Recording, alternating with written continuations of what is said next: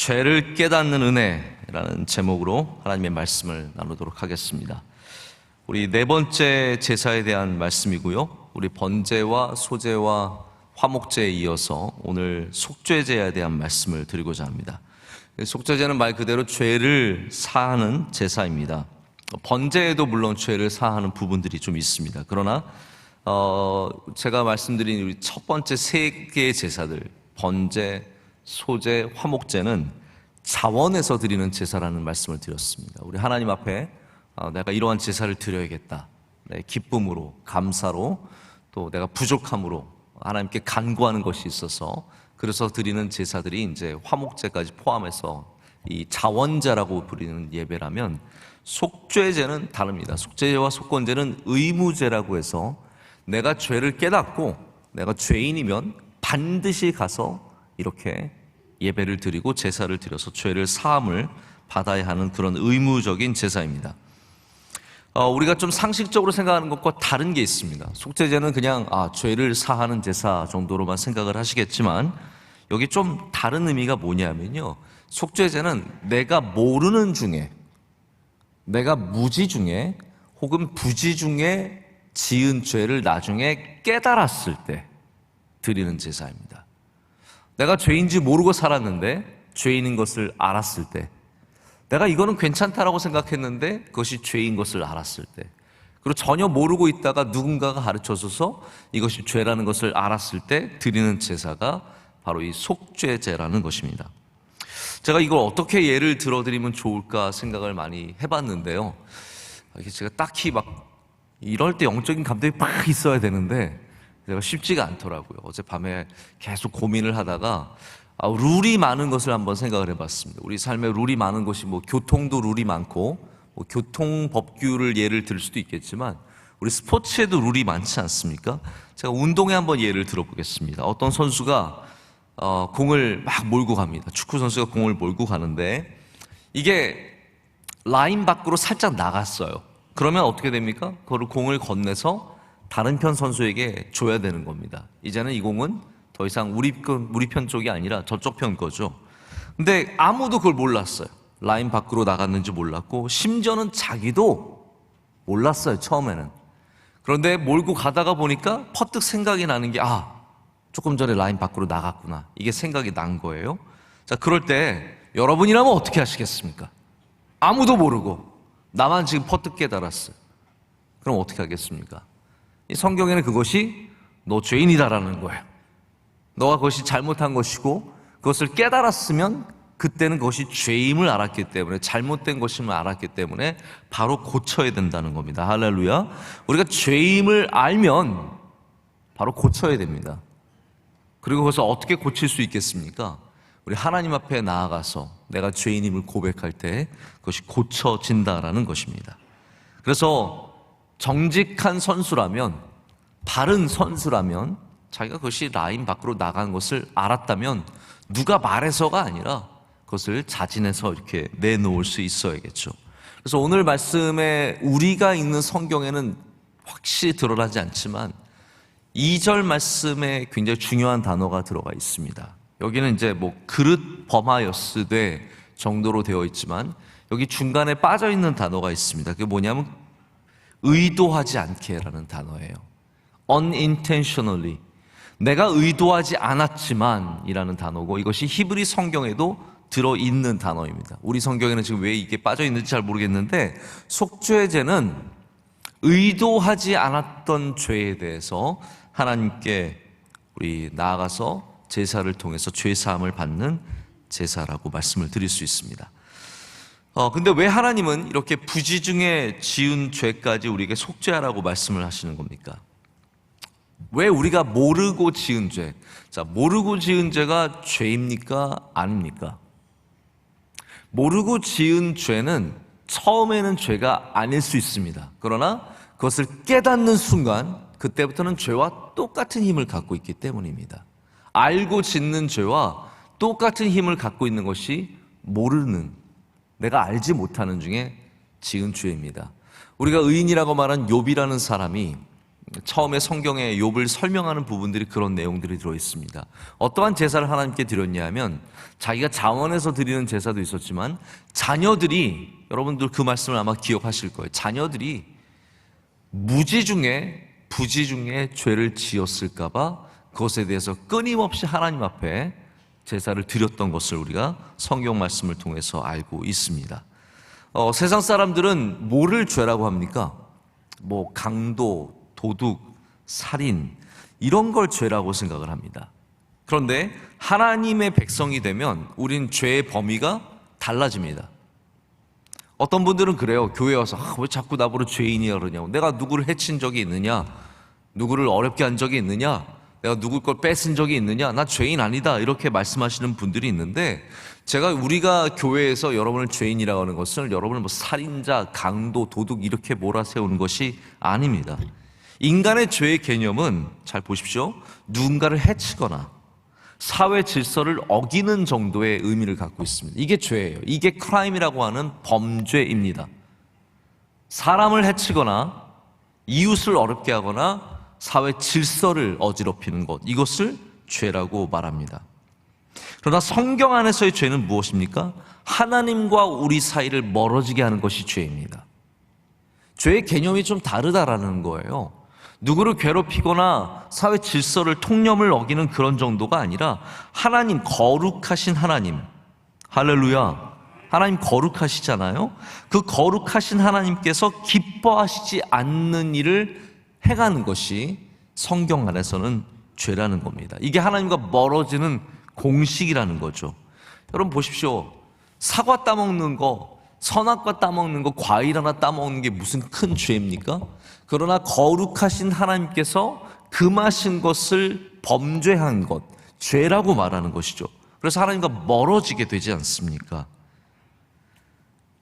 그래서 칼빈은 여기 속죄제에서 다루는 죄를 두 가지에 대해서 이렇게 나누어서 얘기를 합니다. 우리 죄가 그러면 어떠한 죄들이 있느냐? 하나는 우리의 육신이 연약해서 생기는 타락한 범죄를 말합니다. 육신이 연약해서 생기는 타락한 범죄. 또 하나는 뭐냐면 사탄의 공격으로 인해서 그 덫에 걸린 범죄. 이렇게 두 가지로 나눠서 하나님 앞에 짓는 죄를 설명을 하고 있습니다.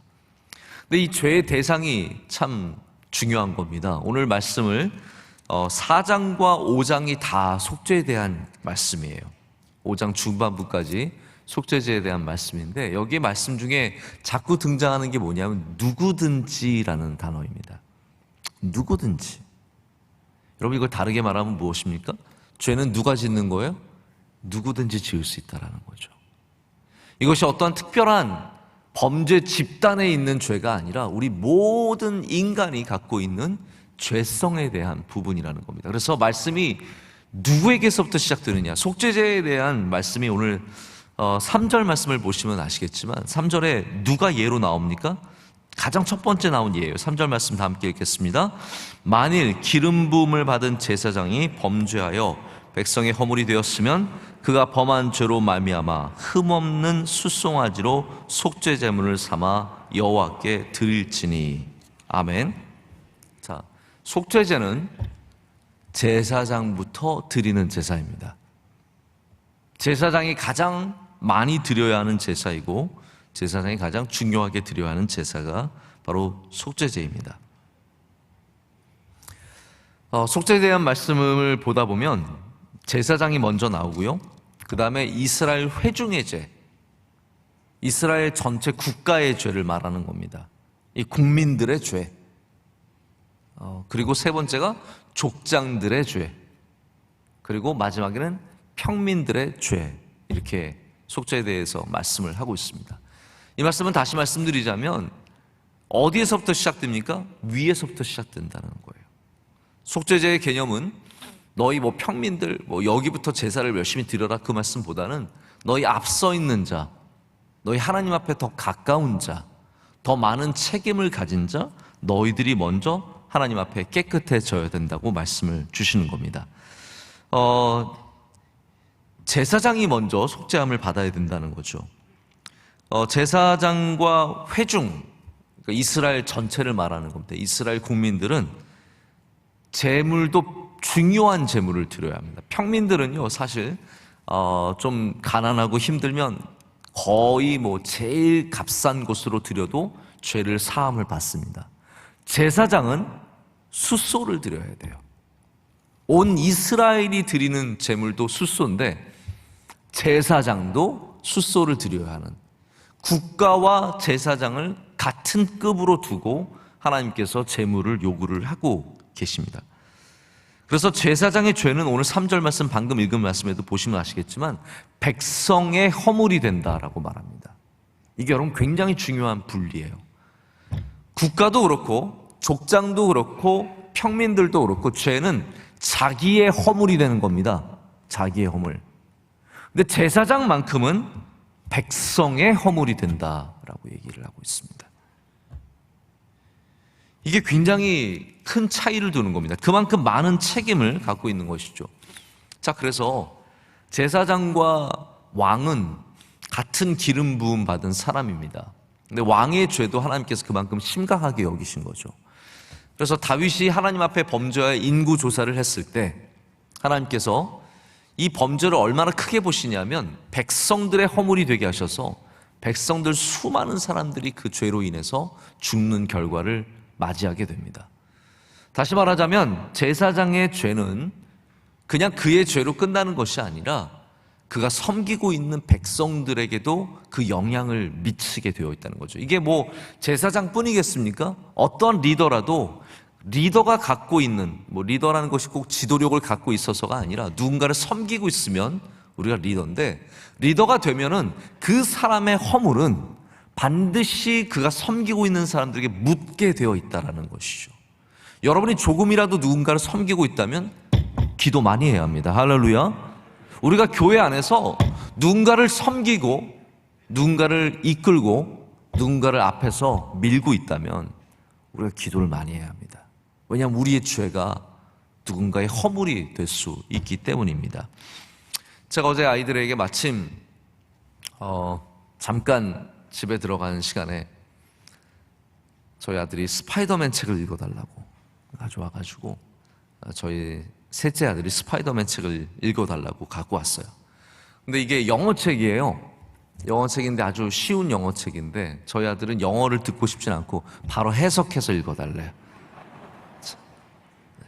그래서 제가 바로 동시 번역을 해서 바로 번역을 해서 읽어줬습니다. 영어 한마디도 안 하고 스파이더맨만 영어고 나머지는 다 한국말로 읽어줬습니다. 근데 여러분 내용을 아시죠? 스파이더맨 내용을 보면은 이제 가서 거미한테 물려가 자기 너무 스파이더맨 되고 싶대요. 자기도 거미에게 물리고 싶다고. 거미에게 물려가지고 그 다음에 이제 힘을 갖게 되는 거죠. 근데 그 삼촌이 있어요. 엉클인데 삼촌인지 고모분인지 제가 알게 뭐겠습니까? 삼촌 같아요. 엉클 벤이 있고 언트 메리가 있어요. 메리라는 숙모가 있고 삼촌 벤이 있는데 이 삼촌 부부가 이 피터를 키워주거든요. 여러분 아시죠? 이 내용. 네, 모르시는데 제가 말씀을 드리는 것 같은데. 근데 이 엉클 벤이 삼촌이 늘 피터한테 해준 얘기가 있어요. 무슨 얘기냐면 With great power comes great responsibility라는 말이에요. 이것도 동시 번역해드리겠습니다. 큰 힘에는 큰 임무가 따라온다. 큰 책임이 따라온다. 라는 얘기였어요. 큰 힘에는 큰 책임이 따라온다. 이게 늘 해주던 말이거든요. 근데 스파이더맨이 이제 피터가 스파이더맨이 된 다음에 다니다 보면 사람들이 막 범죄를 막 도와달라고 막 경찰이 맨날 쟤 좀 잡아주세요. 쟤 좀 잡아주세요. 그러는 거예요. 그러니까 피터가 어느 날은 도둑이 도망가고 있는데 경찰이 쫓아가면서 스파이더맨 쟤 좀 잡아주세요. 그러는데 귀찮았어. 왜 자꾸 나한테 뭐 잡아달라고 시키고 그러냐고. 싫다고 귀찮았어. 안 잡았어요. 그냥 놔줬어요. 웃으면서 놔줬어요. 그리고 이제 저녁에 집에 들어왔는데 집 앞에 경찰차들이 바글바글 모여 있는 거예요. 왜 그런가 하고 들어가려고 그랬더니 경찰이 피터를 잡더니 얘야 너희 삼촌이 강도에게 죽었다 그러는 거예요. 얘가 충격을 받았어. 그리고 어떻게 해서 자기 삼촌 너무너무 사랑하고 자기를 너무너무 사랑해준 삼촌이니까 그 삼촌을 죽인 강도를 누군지 찾아보려고 막 찾아다니고 온 도시를 막 알짜를 팍 하면 날아다니면서 찾는데 찾아보니까 누구예요? 자기가 안 잡았던 그 강도인 거예요. 자기가 경찰이 잡아달라고 부탁했던 그 강도를 안 잡았는데 그 강도가 자기 삼촌을 그만 죽이게 된 거죠. 저는 이게 오랜만에 보는데 또 이렇게 막 갑자기 이게 감동이 팍 오더라고요. With great power comes great responsibility. 큰 힘에는 큰 책임이 따른다라는 거죠. 그래서 나중에 이제 피터가 마음을 회심하게 되어서 이제 온 범죄, 모든 도시의 범죄를 해결하는데 굉장히 헌신하게 되는 계기가 바로 그 이야기입니다. 여러분, 우리가 하나님 앞에서 은혜를 받아서 교회를 섬기고 사람들을 섬기고 또한 중요한 직분들을 맡을 때가 있습니다. 그럴 때일수록 우리에게 많은 책임이 있다는 것을 알아야 합니다. 그 책임이 무엇입니까? 뭐 돈을 내는 책임입니까? 아니 뭐 그런 책임이 중요한 책임이 아닙니다. 정말 중요한 책임은 하나님 앞에 기도하고 하나님 앞에 깨어있고, 오늘 말씀을 들으면 아시겠지만 속죄제의 중심에는 깨닫는 은혜가 있어요. 제가 그래서 오늘 깨닫는 죄의 은혜라고 말씀을 드리는 것이, 이것이 깨닫지 않으면 내가 절대로 죄인임을 알지 못하기 때문입니다. 그래서 앞에서 서 있는 사람일수록 깨달아야 돼요. 제사장이 자기가 죄인임을 깨닫지 못하면 그 죄가 큰 겁니다. 근데 보시면 아시겠지만 엘리 제사장들의 아들이 수많은 죄를 저지르고 있지만 자기가 죄인임을 깨닫지 못하는 거예요. 그 깨닫지 못하는 은혜가 없어서 결국은 엘리 제사장들의 아들은 하나님께서 데려가시는 겁니다. 왜냐하면 그 책임에는, 그 임무에는, 그 중요한 직분에는 많은 책임이 있기 때문이죠. 내가 뭐 술 이 정도 마시는 거 가지고 뭐라 그래? 내가 이 정도 노름하는 거 가지고 뭐라 그래? 내가 이 정도 바람 피는 거 가지고 뭐라 그래? 뭐 교회가 맨날 그런 거 가지고 뭐라 그래? 생각하지 마시고요. 여러분이 하나님 앞에 서시면, 여러분 제가 죄인으로 몰아가는 게 아닙니다. 우리가 하나님 앞에 서면 깨닫는 은혜가 있다라는 겁니다. 깨닫는 은혜가 있어야 기도하게 되고, 깨닫는 은혜가 있어야 겸손해지기 때문입니다. 깨닫지 않으면 우린 결코 은혜를 받을 수가 없습니다. 여기 속죄제에는 이제 피를 많이 사용을 합니다. 오늘 읽은 말씀도 뭐 내장 부위들 쭉 나오고 피를 뿌리는 말씀이 나오는데, 여기에는 세 가지 동사가 나오고 있습니다. 제가 이 짧은 시간 속에 이 세 가지 동사를 다 길게 설명을 못 드리지만, 하나는 뿌리는 것이고, 하나는 바르는 것이고, 또 하나는 쏟는 것입니다. 이 세 가지가 다 피를 어떻게 해서 우리를 정결하게 하는지를 설명해 주고 있습니다. 자, 멀리 있고 큰 부위들에 대해서는 우리가 뿌리게 되어 있습니다. 왜냐하면 다 바를 수 없기 때문에 뿌리게 되어 있습니다. 또 하나는 수송아지 뿌리라든지 이런 곳에는 바르게 되어 있습니다. 아주 특정한 부위는 바르게 되어 있고, 나머지는 바닥에 완전히 쏟아붓는 것을 말하고 있습니다. 제가 요즘에 바닥에 대한 설교 말씀을 나누고 있어서 그런지 몰라도 이 말씀이 굉장히 크게 다가오더라고요. 여러분, 우리의 바닥에 예수 그리스도의 보혈이 넘쳐 흘러야 합니다. 부어야 합니다. 정말 끊임없이 부어야 합니다.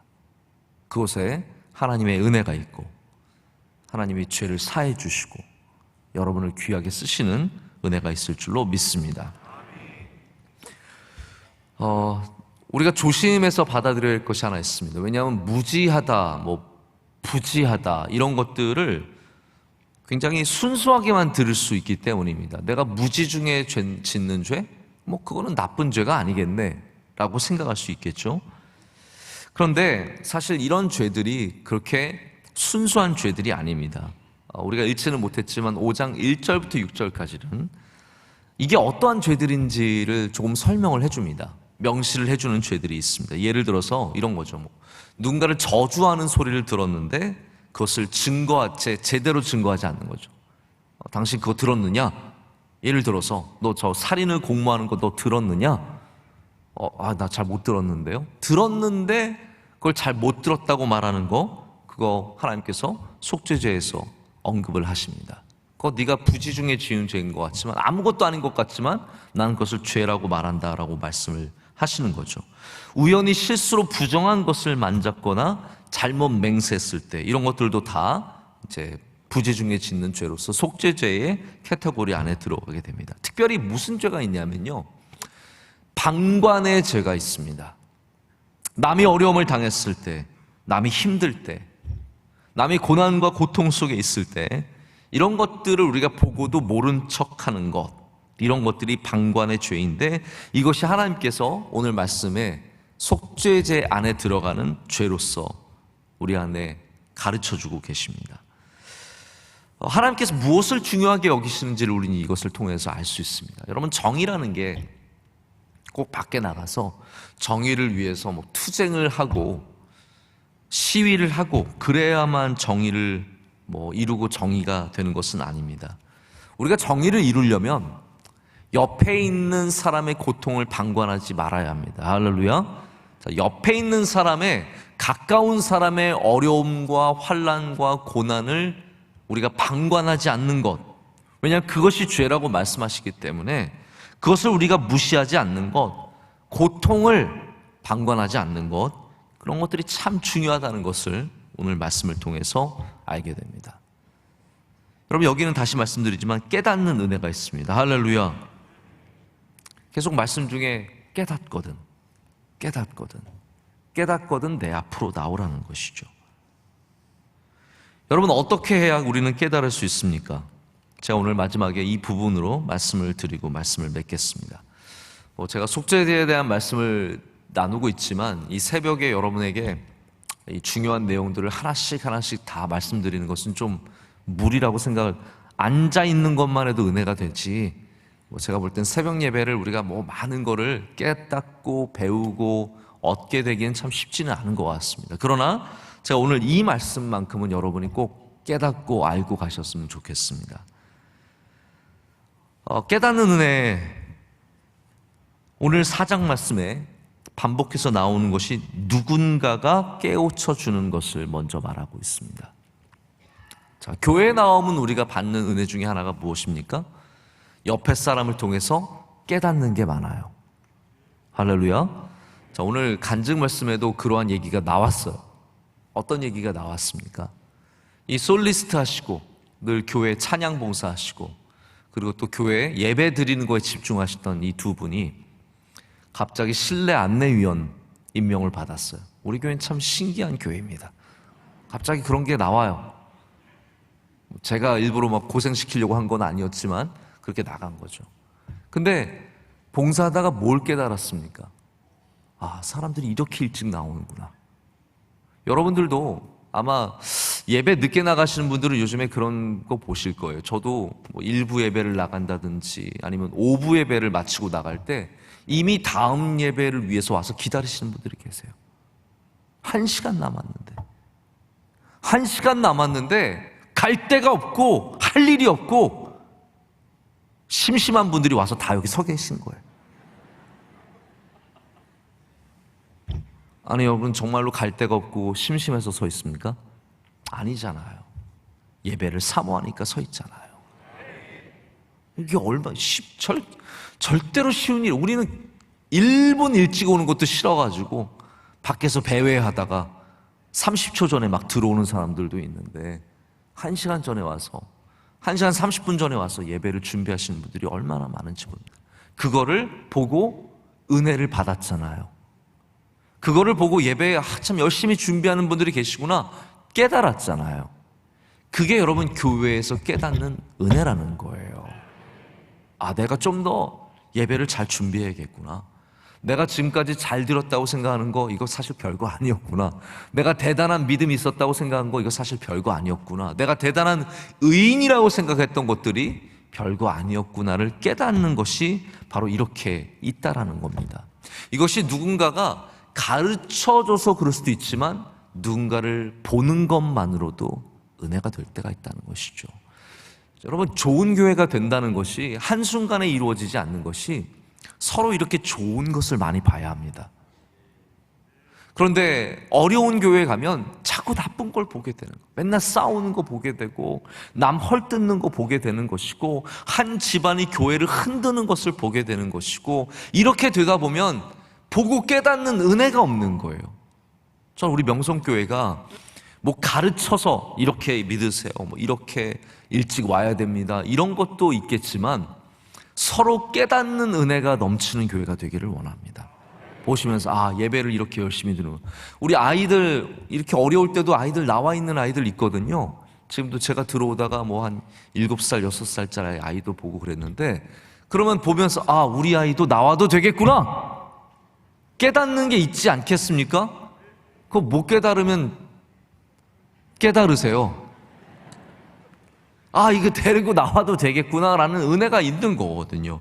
자꾸 이게 우리 안에서 서로 깨닫는 은혜가 있어야 합니다. 그래서 말씀을 보시면 아시겠지만 족장도 그렇고 평민도 그렇고 깨달아서 하나님께 나아가는 게 많은 거예요. 누가 가르쳐 주거든, 이게 누가 가르쳐 준다는 말이 다시 말씀드리지만 입으로 가르쳐 줄 수도 있지만 봄으로써 깨닫는 은혜도 있다라는 거예요. 또한 입으로도 물론 가르쳐 줄 수 있습니다. 예를 들어서 이런 거죠. 운전을 할 때 저도 처음에 한국에 와서 헷갈렸던 게 있어요. 그게 뭐냐 하면 비보호 좌회전. 비보호 좌회전은 무슨 말이에요? 아무도 널 보호해 주지 않아. 좌회전할 때는 네가 알아서 해야 돼 라는 뜻이에요. 신호등이 없다라는 말이죠. 신호가, 좌회전 신호가 없으니까 네가 알아서 가야 돼. 근데 우리나라 사람들은 그걸 어떻게 해석합니까? 아무 때나 가도 되나 보다. 비보호니까 내가 원하면 아무 때나 가도 되나 보다. 빨간불에서도 비보호를 그러면서 뭐라고 했어요? 비보호 좌회전이잖아 라고 얘기를 하죠. 아니에요. 파란불에만, 녹색불에만 비보호 좌회전인 거예요. 그게 지금까지 빨간불에도 비보호 좌회전이 되는 줄 알고 아니면 되는 걸로 믿고 하셨던 분들은 회개하시고 오직 초록불에만 비보호 좌회전인 걸 아셔야 된다는 거예요. 자, 이거를 제가 말씀을 드리는 이유는 의외로 모르시는 분들이 많아요. 의외로 모르시는 분들이 많아요. 그리고 제가 한 가지 부탁드리고 싶은 것이, 우리 이 대명초등학교인가 이쪽 초등학교 길로 내려오시는 분들 가운데 제가 새벽 예배할 때 제 앞에서 신호등에서 이 건널목 신호등이 걸리면 안 가시는 분들이 계세요. 여러분, 건널목 신호등에 우회전은 사람이 없으면 가도 됩니다. 제 앞에서 끝까지 안 가고 신호등 끝날 때까지 기다리는 분 계세요. 그리고 신호 바뀌면 자긴 쏙 가는데 나는 직진 신호 바뀌어서 저기서 차 들어와서 저는 못 가고 기다려야 돼요. 또 자, 몇 번 이거 한번 얘기하고 싶어요. 제가 차마 우리 교인인 것 같아서 빵을 못 하겠더라고요. 목사가 빵하는 것보다 나중에 얼마나 시험 들겠어. 세상에, 목사님 뒤에서 빵하는 사람 목사님이었어? 이럴까봐 제가 그걸 못 하겠어요. 근데 아셔야 돼요.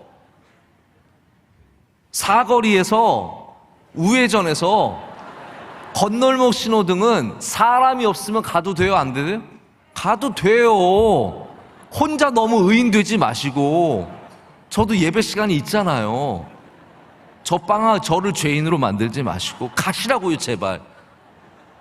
사람이 있으면 물론 안 되죠. 그러나 사람이 없으면, 자, 오늘 교육이 잠시 있었습니다.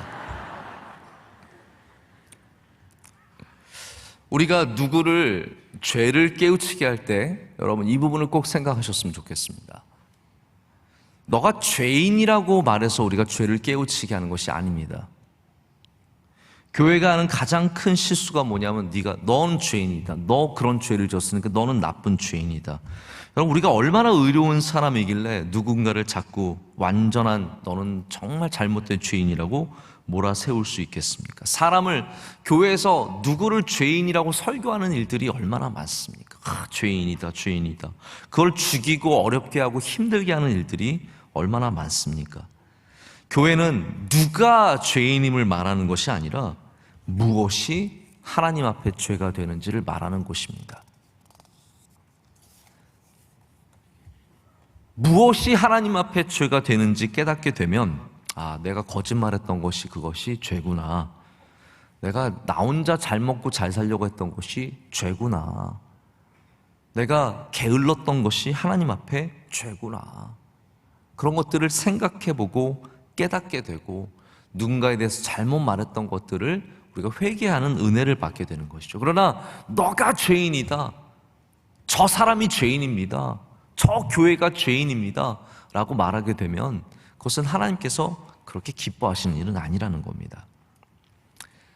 우리가 사람을 통해서 이렇게 깨닫는 죄가 있다면 두 번째 깨달음은 성령님께서 하시는 일입니다. 이게 참 중요한 부분입니다. 우리가 물론 똑똑해서 깨닫는 것도 있습니다. 그러나 우리가 하나님으로부터 깨달음을 얻게 되면 그것을 뭐라고 말하냐면 감동이라고 말합니다. 감동을 받았다. 우리의 마음이 움직이는 것을 감동이라고 말하는 겁니다. 여러분, 오늘도 마음이 움직이십니까? 하나님께서 여러분에게 감동을 주시는 겁니다. 내가 말씀을 들으면서 마음의 움직임이 있다. 오늘 간증하신 집사님도 처음에 올로 목사님 말씀 내용 여러분, 말씀 내용은 다 기억이 안 나요. 지난주 제가 설교한 것도 기억 잘 안 나실 거예요. 그러나 하나님이 그 안에 감동을 주시는 거예요. 마음이 녹아지고 차가웠던 마음이 그게 다 움직임이잖아요. 어마어마한 움직임이에요. 여러분, 얼었던 것이 녹는 것은 진짜 큰 움직임입니다. 굳었던 것이 부드러워지는 것은 큰 감동입니다. 몰랐던 것을 알게 되는 것도 큰 감동이에요. 이 모든 것들이 하나님께서 행하시는 일입니다. 하나님은 우리를 움직이시는 분이십니다. 우리의 발걸음을 움직이시기 전에 우리의 마음을 먼저 움직이시는 분이십니다. 그래서 오늘도 우리 안에서 지금 성령님으로 말미암아 감동하시고 그 감동을 통해서 우리 죄로부터 벗어나게 하시는 겁니다. 감동이 없는 사람들은 자신의 죄 속에서 무지하게 살아갈 수밖에 없습니다. 하지만 성령의 감동을 받는 사람들은 수시로 죄를 깨닫고 하나님 앞에서 그 죄를 고백하게 됩니다. 라틴어 중에 메아 쿨파라고 하는 단어가 있습니다. 메아 쿨파, 굉장히 이게 신학적으로 중요한 단어죠. 나의 죄라는 말입니다. 나의 죄. 나의 죄가 왜 중요합니까? 왜냐하면 내가 죄를 깨닫는 순간 우리는 하나님 앞으로 나아가게 되어 있기 때문입니다. 그래서 메아쿨파는 죄에 대한 이야기지만 은혜에 대한 이야기예요. 죄를 깨달음으로 말미암아 하나님 앞에 가서 은혜를 받게 되기 때문입니다. 기도할 때 우리 하나님의 감동이 있으면 내 부족함을 보게 됩니다. 기도할 때 하나님의 감동이 없으면 남의 죄만 보게 됩니다. 남의 잘못만 생각하게 됩니다. 그러나 기도하면서 하나님의 감동이 있으면 자꾸 내 죄가, 내 부족함이 떠올라서 깨닫게 되는 것이죠. 그것이 속죄제입니다. 오늘 여러분 기도하실 때 하나님이 깨닫는 영을 우리 모두에게 주시기를 원합니다. 그 깨달음으로 말미암아 하나님 앞에 더 낮아지고 여러분의 바닥에 그리스도의 보혈이 철철 흘러넘치는 은혜를 얻게 되시기를 축복합니다.